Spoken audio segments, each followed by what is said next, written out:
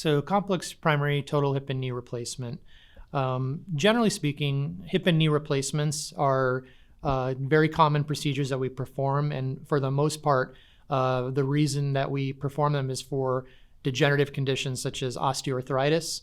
And for the most part, these are very straightforward reasons to perform these surgeries.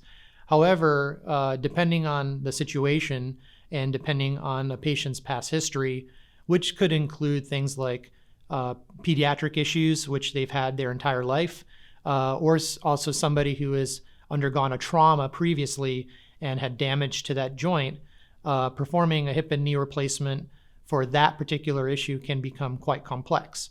And that could mean the surgery itself could take longer, or it could also mean that the implants that are used are actually more robust and a little bit more complex than the usual primary implants we use. That is where fellowship training comes in with hip and knee arthroplasty.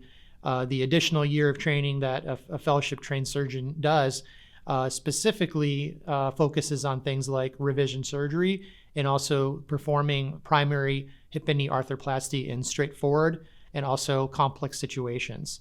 Fellowship training gives us the experience in a training environment to see a multitude of different pathologies and hopefully allows us to have plans that are not typically seen in most straightforward total hip and knee arthroplasty.